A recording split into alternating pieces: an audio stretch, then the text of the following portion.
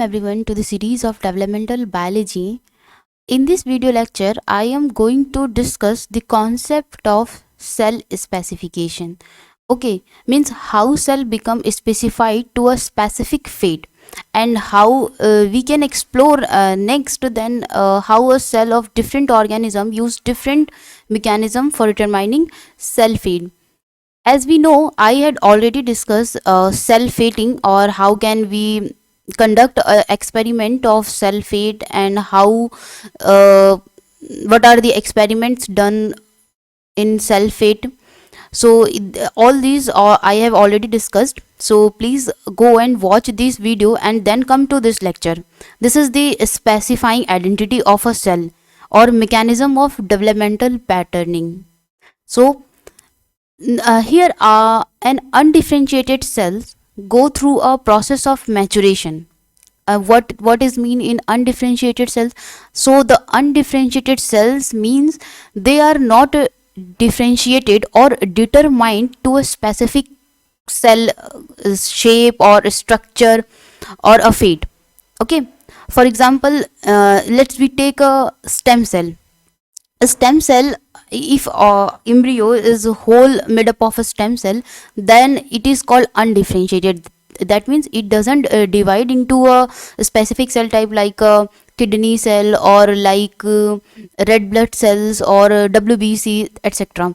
So these are the undifferentiated cells. When undifferentiated cells go through a process of maturation, okay, that begins when they become committed. Maturation that begins when they become committed to a specific cell lineage. So this process, according or through a stage when cell fate is determined to become that of a specific cell types, and ends in differentiation. As a cell acquire the gene expression pattern, or their patterning characteristic of a specific cell type. So in some organisms, cell fate is determined very early, okay, by the help of a specific molecule, like we can say that they are determinant. Okay, so these specific molecule which are present in the cytoplasm, uh, in each cell of a fertilized egg, that helps to divide in a gradient proportion. So this that will cause a differentiation in that embryo. In other organisms, cell fate remain changeable in the early embryo. They are not fixed, like some organism fate is early determined, but in some organism fate is changeable or plastic in the early stage, and it become restricted over time through cell to cell interaction. Whenever cell cell interaction occur, that will be restricted for that particular moment. So in some species, like fruit fly, initially only the nuclei divide. Okay, the whole egg is single cellular, only the nucleus will divide and create a syncytium of many nuclei with a single undivided cytoplasm. Okay, have you got it? So the cytoplasm is undivided, only the nuclei divide. So in these embryo, anterior and posterior gradient of information and molecule in the cytoplasm will determine which gene will be expressed in the different nuclei in this in their particular previous stage. So here we are going to identify the specificity. So before specific identity, we have to know what is the commitment level, and what is the cell, yeah, when will cell determined or committed to a particular fate. So starting with that,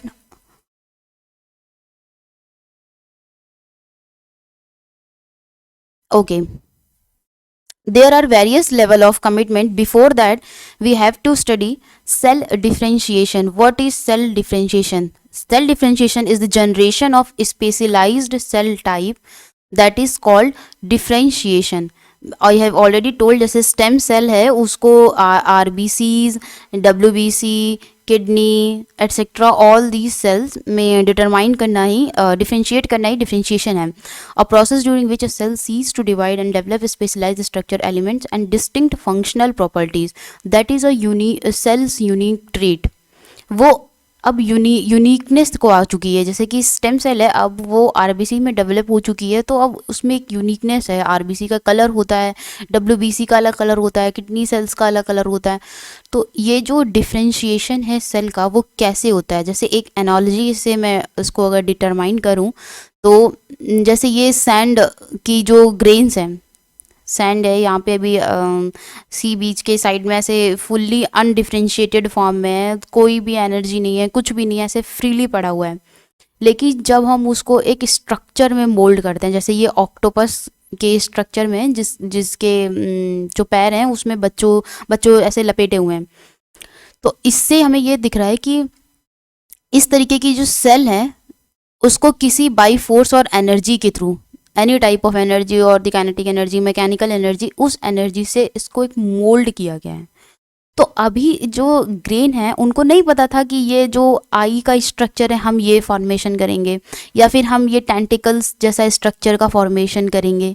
लेकिन ये decide हुआ कि अभी हमें ये tentacle बनाना है, तो moulding की प्रोसेस जो है, मैचुरेशन की प्रोसेस जो है, वो डिसाइड करती है कि किसको क्या बनना है। ये पहले से डिसाइड हो जाता है कि इधर आँख का फॉर्मेशन है, फिर हम उसको शेप देंगे और उसको कन्फाइन करेंगे। ऐसे थोड़ी है कि स्टैटिक्स की तरह हम उसको रख देंगे, पाइल्स की तरह खड़ा कर देंगे, ऐसे नहीं होगा ना, उसको हम स्पेसिफिक शेप देंगे।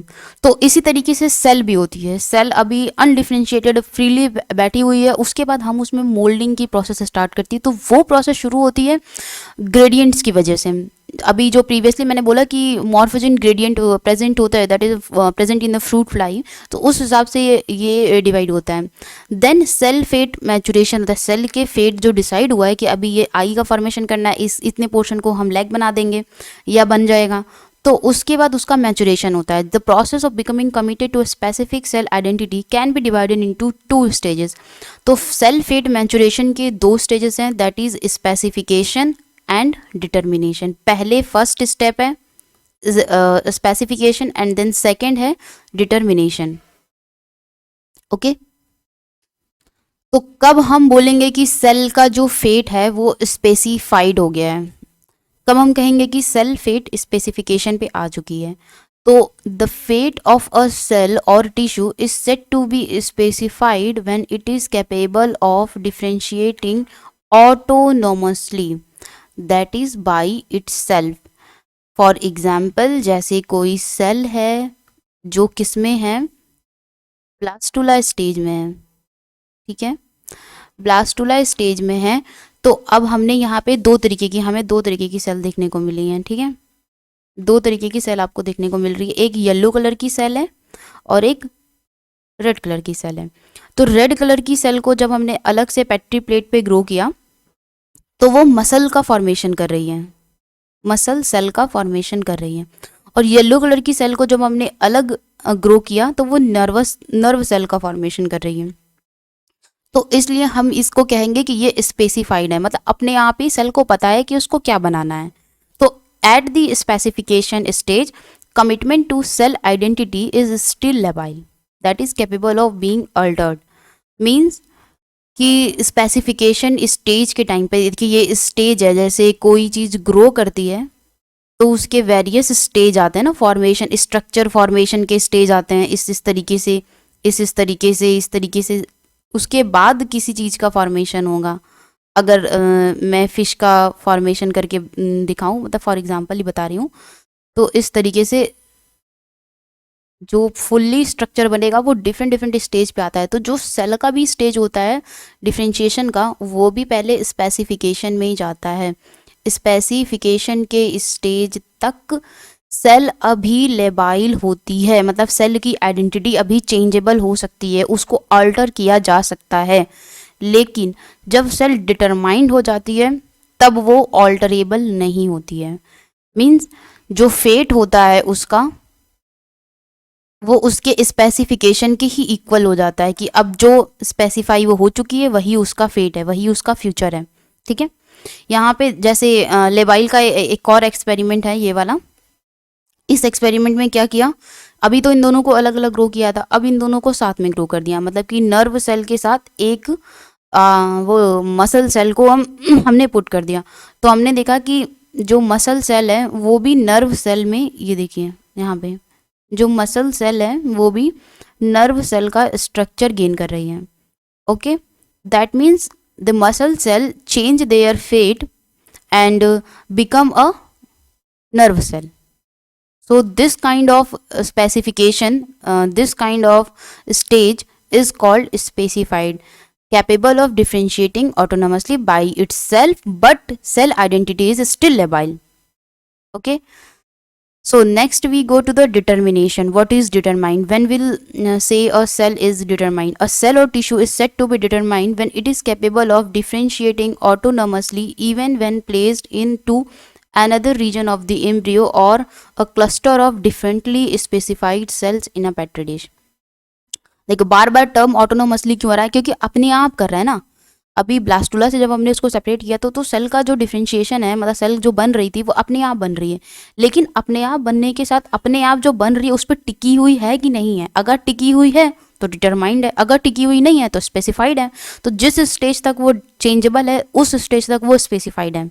जिस स्टेज से वो अब फिक्स हो चुकी है कि नहीं अब यही बनना है जो अपने पहले वो बन रही थी, तो मतलब वो डिटरमाइंड है। इसका एक एग्जाम्पल है यहाँ पे, ये देखिए जब इन दोनों को हमने साथ में ग्रो कराया लेकिन उसके बावजूद ये अब मसल सेल में ही फॉर्मेशन कर रही है, बाकी अदर सेल नर्व सेल में फॉर्मेशन कर रही है। तो इस तरीके का जो मसल सेल का जो फेट है वो डिटरमाइंड है, बिकॉज ये चेंजेबल नहीं है, sorry, despite their surrounding environment. तो अब क्वेश्चन आता है कि माइंड में आपके कि ये एक बार ऐसे हो जा रही है एक बार ऐसे हो जा रही है, तो इसका मतलब ये है कि वो अलग अलग ऑर्गेनिज्म की बात करें। किसी ऑर्गेनिज्म में पहले ही प्रीवियस स्टेज में ही जो स्पेसिफिकेशन है वो डिटरमाइंड हो चुका होता है, और किसी किसी ऑर्गेनिज्म में जो स्पेसिफिकेशन है वो लेटर स्टेजेस पे आता है। मतलब किसी में अगर ब्लास्टुला के टाइम पे ही फिक्स हो चुका है, किसी में गैस्ट्रुलेशन के टाइम पे फिक्स हो चुका है। समझ में आया? सेल का आइडेंटिटी फिक्स होना पहले और बाद में, इतनी सी बात है। ठीक है, नेक्स्ट, जब इसमें इस तरीके के जो डिटर्मिनेशन है उसमें कमिटमेंट जो होता है वो इरिवर्सिबल होता है। इसके बहुत क्वेश्चन बनते हैं कि कमिटमेंट रिवर्सिबल होता है कि नहीं है, कमिटमेंट इरिवर्सिबल होता है या फिर कब चेंज होगा। इसका एक्सपेरिमेंट बना के दे देंगे, आपसे पूछेंगे कि टर्म देखिएगा क्वेश्चन में कि स्पेसिफिकेशन किधर पे आ रहा है। कि अगर अर्ली स्टेजेस बोल रहा है उसने पहले बोल चुका होगा कि अर्ली स्टेज से स्पेसिफिकेशन हो रहा है, तो आपको पता होगा कि वो चेंज हो जाएगी। तो मतलब अगर नर्व सेल को हम रख रहे हैं तो वो चेंज हो जाएगी। ठीक है, नेक्स्ट, स्पेसिफिकेशन के टाइम पे there are 3 major strategies that embryo can exhibit. Specification के टाइम पे 3 मेजर स्ट्रेटजी होती है जो एम्ब्रियो शो करता है। समझ में आ रहा है? ये जो था इसके पहले जो भी हमने पढ़ा था वो क्या है, वो है स्टेज। ठीक है, स्टेज और स्ट्रेटजी में फर्क होता है ना, कि किस स्टेज पे, जैसे फर्स्ट स्टेज हो गया, सेकंड स्टेज हो गया, लेकिन फर्स्ट स्ट्रेटजी सेकंड स्ट्रेटजी तो नहीं होगी ना। फर्स्ट स्टेज पे हम क्या कर रहे हैं या हमारा कैसा बन रहा है, सेकंड स्टेज पे क्या चेंज आया, लेकिन किस स्ट्रेटजी के अकॉर्डिंग वो चेंज आया है वो डिफरेंट है। समझ में आया? मतलब फर्स्ट स्टेज अगर है तो फर्स्ट स्टेज में अगर ये गोल या राउंड शेप है और एंड सेकंड स्टेज में ये इस तरीके का कुछ इस तरीके का अमीबॉइड शेप ले रहा है, तो ये उसके 2 स्टेज हैं। लेकिन क्या स्ट्रैटेजी, क्या उसकी स्ट्रैटेजी थी ये शेप लेने की, मतलब वो स्ट्रैटेजी क्या ऑटोनॉमस थी, वो स्ट्रैटेजी क्या कंडीशनल थी। जो स्ट्रैटेजी होगी ये शेप लेने की वो हम पढ़ेंगे अब। ठीक है, आई होप आपको समझ में आ गया होगा कि स्टेज और स्ट्रेटजी में क्या फ़र्क है। स्टेज हैं 2, स्पेसिफिकेशन का, डिटर्मिनेशन का। स्टेज, स्पेसिफिकेशन के स्टेज में चेंज हो जाएगा, चेंज हो सकता है, लेकिन डिटर्मिनेशन के फेज में चेंज नहीं होगा। एक बार डिटरमाइन हो गई, कमिटमेंट हो गया, तो अब वो वापस पीछे नहीं जा सकता, वो चेंज नहीं हो सकता। अब जो कमिटमेंट कर दिया उसको करना ही करना है, कंप्लीट करना है। ठीक है, अब कितनी स्ट्रेटजी वो फॉलो करेंगे हम देखते हैं। तो स्ट्रेटजी है 3 टाइप की। पहली है autonomous, then conditional and then syncytial. 3 types of strategy cell follow करती है अपने स्टेजेस पे, वेरियस स्टेजेस पे आने के लिए। कभी कभी तीनों एक साथ भी हो सकती हैं, कभी कभी दो एक साथ हो सकती हैं, जैसे कि कोई ऑटोनॉमस, ये तो स्ट्रेटजी है ना, तो जरूरी थोड़ी ना है कि हम इस, अगर हमारा काम इस स्ट्रेटजी पे नहीं बन रहा है तो हम सेकंड स्ट्रेटजी पे जाएंगे। हमारे पास जो भी स्ट्रेटजी होगा, जैसे आप CSIR के लिए पढ़ रहे हैं तो आप CSIR एक इस स्ट्रेटजी से, जिस भी स्ट्रेटजी जो भी आपकी स्ट्रेटजी उसे क्रैक नहीं कर पा रहे तो हमें सेकंड स्ट्रेटजी बनानी पड़ेगी। हम इसी स्ट्रेटजी को फॉलो करेंगे तो हम कभी भी अपने फेट तक नहीं पहुंच पाएंगे। ठीक है, तो सेम वे सेकंड स्ट्रेटजी हमें देनी पड़ती है। तो कभी कभी हम क्या दोनों स्ट्रेटजी अपनाते हैं, पहली तो हमें आती ही थी, सेकंड हमने अडॉप्ट की, और कभी कभी ये थर्ड सिंक्शल वाली स्ट्रेटजी भी होती है। ठीक है, चलिए स्टार्ट करते हैं। Autonomous specification. What is autonomous? Autonomous, auto मतलब अपने आप, ऑटोनॉमसली मतलब अपने आप जो चीजें हो रही हैं। तो autonomous specification means the cell know very early that it is to become without interacting with other cell। मतलब सेल को पहले से ही पता है कि उसको क्या बनना है बिना किसी और के उसको इंटरेक्ट किए हुए, बिना किसी और सेल से इंटरेक्ट किए, किसी और सेल से इंटरेक्शन की कोई ज़रूरत नहीं है। ओके, सबसे एक इम्पॉर्टेंट बात यह है कि ऑटोनॉमस स्पेसिफिकेशन को मोज़ेक भी बोलते हैं। ठीक है, ये याद रखने वाली बात है, इसको याद कर लीजिएगा। और इसलिए ये बहुत ही इस तरीके से पूछा जाता है कभी कभी कि ऑटोनॉमस नहीं करके आपसे पूछेगा मोज़ेक डेवलपमेंट है, मोज़ेक स्पेसिफिकेशन है। तो ऑटोनॉमस स्पेसिफिकेशन को मोज़ेक स्पेसिफिकेशन भी कहते हैं। इसमें सेल को पहले से ही पता होता है कि उसको क्या बनना है, विदाउट इंटरेक्शन वो वही फेट को डिटरमाइन करती है, मतलब कि अर्ली स्टेज में ही वो डिटरमाइंड हो चुकी होती है।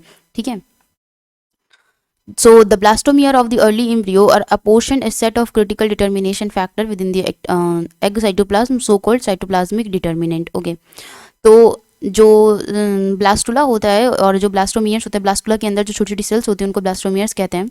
तो उनमें क्रिटिकल डिटर्मिनेशन फैक्टर होता है। अभी हम मॉर्फोजेनिक डिटर्मिनेंट के बारे में और डिटेल में डिस्कस करेंगे नेक्स्ट लेक्चर में। अभी हम ऑटोनॉमस स्पेसिफिकेशन पे ज़्यादा फोकस करते हैं। लेकिन मैं क्विक ओवरव्यू देती हूँ कि सेल के अंदर स्पेसिफिक ग्रेडियंट मिलता है। ग्रेडियंट का मतलब समझ में आता है ना? ग्रेडियंट मतलब एक साइड ज़्यादा एक साइड कम, इस तरीके का इक्वल या अनइक्वल डिस्ट्रीब्यूशन। ठीक है, ग्रेडियंट होता है जो डिटरमाइन करता है कि कब स्पेसिफिकेशन और डिटर्मिनेशन होनी है। जैसे कि अभी प्रीवियस एग्जांपल मैंने बताया था फ्लाई का, फ्रूट फ्लाई का, यानी ड्रोसोफिला। फ्रूट फ्लाई में दो तरीके का डिटर्मिनेंट मिलता है, मतलब यहाँ पे ग्रेडियंट अगर किसी फैक्टर का ज़्यादा है तो शायद ये एंटीरियर पोर्शन बन जाए, यहाँ पे ग्रेडियंट कम है तो ये पोस्टीरियर पोर्शन बन जाए। एंटीरियर पोस्टीरियर के बारे में मैं पहले भी डिस्कस कर चुकी हूँ, तो आप प्लीज़ उस लाइब्रेरी में चले जाइएगा, वहाँ से आप ये वीडियो देख लीजिएगा। एंटीरियर पोस्टीरियर क्या होता है, डॉर्सल वेंट्रल क्या होता है, कब डिवाइड स्टार्ट होता है, कब नहीं होता है, उसमें मैंने बहुत डिटेल में डिस्कस किया है। तो इसके बाद हम अभी साइटोप्लाज्मिक डिटर्मिनेंट के बारे में और मॉर्फोजेनिक डिटर्मिनेंट के बारे में डिस्कस करेंगे। तो नेक्स्ट स्टार्ट इसमें अभी देखते हैं कि क्या है ये कि ऑटोनॉमस स्पेसिफिकेशन में कैसे चीज़ें चलती हैं। ऑटोनॉमस स्पेसिफिकेशन में सेल को पहले से ही, जैसे बताया है मैंने, पहले से ही पता होता है कि सेल को किस फेट में जाना है। तो ऑटोनॉमस स्पेसिफिकेशन का जो सबसे पहले एक्सपेरिमेंट हुआ था वो किया था ट्यूनिकेट पे। और ये वाला जो एक्सपेरिमेंट है अभी मैं बता देती हूँ, ये एक्सपेरिमेंट था स्टाइला पटेटा। स्टाइला पटेटा क्या है? स्टाइला पटेटा है स्नेल। ठीक है, स्नेल। तो इस एक्सपेरिमेंट से प्रूव हुआ कि ऑटोनॉमस स्पेसिफिकेशन है। कैसे, क्या एक्सपेरिमेंट था? इन्होंने क्या लिया, आइसोलेटेड ब्लास्टुला लिया जिसमें दो टाइप की सेल इनको दिखाई दी। एक जो सेल थी उसमें ट्राइको जैसे पैरामीशिया में नहीं होता था ऐसे ऐसे ऐसे सीलिया होता था, सीलिएटेड थी। तो एक जो सेल थी वो सीलिएटेड थी, बाद में वो सीलिएटेड सेल में कन्वर्ट हो रही थी। तो इन्होंने क्या किया, उस सेल को आइडेंटिफाई कर लिया। उस सेल को आइडेंटिफाई करने के बाद उस सेल को अलग से बाहर निकाला और उसको एक अलग पेट्री प्लेट में ग्रो किया। ठीक, जब उसको अलग पेट्री प्लेट में ग्रो किया तो वो जो सेल थी वो सीलिएटेड हुई, ना कि ये वाली कलर नॉन सिलिएटेड नहीं हुई। मतलब होने को तो वो नॉन सिलिएटेड भी हो सकती थी, लेकिन वो सिलिएटेड ही हुई। कुछ और उसके फेट में चेंज नहीं आया। तो इससे ये एक्सपेरिमेंट से प्रूव होता है कि सेल ऑटोनॉमसली स्पेसिफाइड होती है, उसको पहले से ही पता होता है कि अगर हम उसको आइसोलेट करके ग्रो भी कर रहे हैं तो भी उसका जो फेट है वो पहले से ही डिटरमाइंड है, वो भी ऑटोनॉमस फेट में जो पहले था वही है।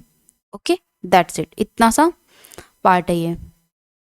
देन ट्यूनिकेट इसका सबसे बड़ा एग्जाम्पल है ऑटोनॉमस स्पेसिफिकेशन का, ये मॉडल भी है इसके लिए। तो कहीं कहीं क्वेश्चन में इस तरीके से पूछ दिया गया था कि ट्यूनिकेट में किस तरीके का स्पेसिफिकेशन होता है, फ्रेमिंग कुछ भी कर दी गई थी। तो वहाँ पे आपको टिक करना था कि ट्यूनिकेट में ऑटोनॉमस स्पेसिफिकेशन था।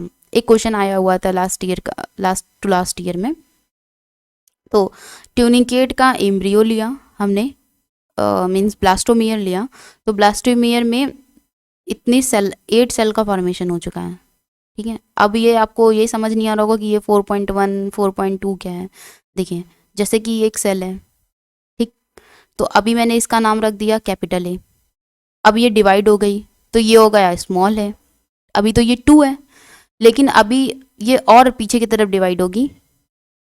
ठीक है, तो ये हो गया 4.1 और ये वाली हो गई 4.2। ये स्मॉल ए 4.1 और ये स्मॉल ए 4.2। अगर फिर से ये डिवाइड हो जाए इस तरीके से ना, तो ये हो जाएगा कैपिटल ए, तो ये वाला हो जाएगा कैपिटल बी स्मॉल बी, है ना। ये ऊपर वाला कैपिटल ए स्मॉल है, ये वाला कैपिटल बी स्मॉल बी, तो ये वाली हो जाएगी बी 4.1 4.2 4.1 4.2। ठीक है, तो ये 4.1 4.2 यही है सेल जो डिवाइड हुई है। अब इसमें 2 पोल जनरेट होते हैं, एनिमल पोल और वेजिटल पोल। यॉर्क रिच पोल जो होता है वो वेजिटल पोल होता है। इस पोल से कभी भी सेल का डिवीजन नहीं होता है। ठीक है, ध्यान रखना कि वेजिटल साइड से कभी भी सेल डिवीजन स्टार्ट नहीं होता है। सेल का डिवीजन हमेशा एनिमल पोल से डिवाइड स्टार्ट होता है। ठीक, उसके बाद इसमें 2 पोर्शन भी बनते हैं, एंटीरियर एंड पोस्टीरियर। 2 पोर्शन बने। ट्यूनिकेट है, ट्यूनिकेट क्या है, एक सी एनिमल है। ठीक है, ट्यूनिकेट के बारे में भी मैं मतलब मराइन इन्वर्टिब्रेट है ये, और पहले भी डिस्कस किया है मैंने, जब मॉडल ऑर्गेनिज्म के बारे में डिस्कस किया था तो ट्यूनिकेट के बारे में डिस्कस किया है। तो वो वीडियो भी आप चेक कर लीजिएगा एक बार, उसको रिवाइज कर लीजिएगा। चलिए आगे बढ़ते हैं। तो इस एक्सपेरिमेंट में क्या किया गया, पहले यहाँ पे रीजन देख लेते हैं कि कितने रीजन बन रहे हैं। देखिए, जो ये लाइट ब्लू कलर का है ना, जितना ये पोर्शन है, ये पोर्शन, इतना पोर्शन एक्टोडर्म का फॉर्मेशन करेगा। ठीक है, ये फेटिंग है उसकी, यही तो फेट है कि क्या पोर्शन क्या बन रहा है, हमें पहले से पता है कि ये एक्टोडर्म बनाएगा। ये जो येलो पोर्शन है, लाइट येलो, वो एंडोडर्म का पोर्शन बनाएगा। ठीक है, उसके बाद जो थोड़ा सा डार्क है वो न्यूरल एक्टोडर्म का फॉर्मेशन करेगा एंटीरियर साइड से। ओके, बिल्कुल डार्क वाला ये जो पोर्शन है वो नर्वस सिस्टम बनाएगा। ठीक, ये जो लाइट येलो कलर का पोर्शन है ये मीजेनकाइम बनाएगा, जो डार्क वाला है वो एंडोडर्म बनाएगा, एंड देन जो ये पोर्शन है वो मसल्स का फॉर्मेशन करेगा, और जो डार्केस्ट पोर्शन है वो नोटोकार्ड का फॉर्मेशन करेगा। ठीक है, तो इस तरीके से इसकी फेटिंग हो गई है कि क्या बनना है, किसको क्या बनना है। अब हमने क्या किया, इन सारी सेल को सेपरेट कर दिया, अलग अलग कर दिया। तो अलग अलग देखा तो ऊपर हमने देखा ये जो 4.1 4.2 और बी, ए और बी वाली जो सेल थी, ये वाली इतना पोर्शन जो है वो एक्टोडर्म का फॉर्मेशन कर रहा है। ठीक है, और जो ये नीचे वाला पोर्शन है ये नोटोकॉर्ड और एंडोडर्म मसल का फॉर्मेशन कर रही है, मसल का फॉर्मेशन और इसका। तो जब हमने बी 4.1 को क्या किया, डिस्ट्रॉय कर दिया, तो हमें रिजल्ट में ये मिला, हमें रिजल्ट में मिला कि नो टेल मसल्स इन। ठीक है, जब हमने बी 4.1 वाली सेल को डिस्ट्रॉय कर दिया तो हमें मिला कि जो ट्यूनिकेट की जो टेल थी उसमें कोई भी मसल नहीं थी। ठीक है, मसल सेल का फॉर्मेशन ही नहीं हुआ था। तो इससे कॉन्कलिन ने जो एक्सपेरिमेंट किया था, कॉन्कलिन थे या आई थिंक विटेकर थे, सॉरी, ये वाला एक्सपेरिमेंट विटेकर ने किया था। ठीक है, तो विटेकर ने कंक्लूजन ये दिया, विटेकर ने कंक्लूजन ये दिया कि ये जो येलो कलर है,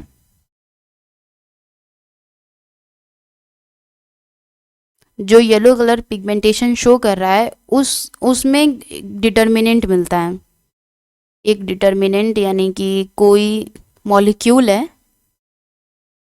डिटर्मिनेंट है मतलब जो डिटरमाइन करवा दे, यानी कि कोई मॉलिक्यूल ही होगा, ऐसा कोई प्रोटीन होगी जो ये फॉर्मेशन करा रही होगी, तो यानी कि उसमें मॉलिक्यूल ऐसा है, एक डिटर्मिनेंट है जो मॉलिक्यूल है जिसका नाम है माचो।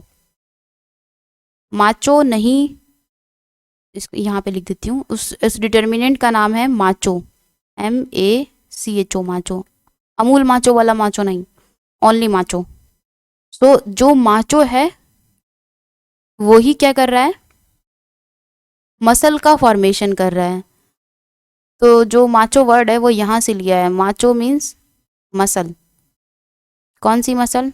टेल मसल, क्योंकि ये टेल का डिटरमाइन कर रहा है 4.1, इसलिए, वरना कहीं की भी मसल हो, मसल, तो माचो मीन्स मसल। तो मस्कुलैरिटी और मसल का जो रिलेशन माचो से है वो यहाँ से निकाला गया है। तो ये काफ़ी फ़नी और अच्छी चीज़ भी थी जो पता चली है। सो अभी तक के लिए बस इतना ही, मिलते हैं नेक्स्ट वीडियो में जिसमें हम डिस्कस करेंगे कंडीशनल स्पेसिफिकेशन को, उसके कितने एक्सपेरिमेंट हैं, देन हम सबसे important experiment that was Driesch experiment, हम ड्रिश एक्सपेरिमेंट को डिस्कस करेंगे, और उसके बाद हम पढ़ेंगे सिंशियम एंड देन मॉर्फोजन ग्रेडियंट्स के बारे में। तो आई होप आपको वीडियो पसंद आई होगी, तो प्लीज़ चैनल को सब्सक्राइब कर दें, वीडियो को लाइक कर दें, बेल आइकन को प्रेस कर दें ताकि न्यू अपडेट्स आपको मिलती रहें, एंड इस वीडियो को अपने दोस्तों के साथ ज़्यादा से ज़्यादा शेयर करें। Thank you so much.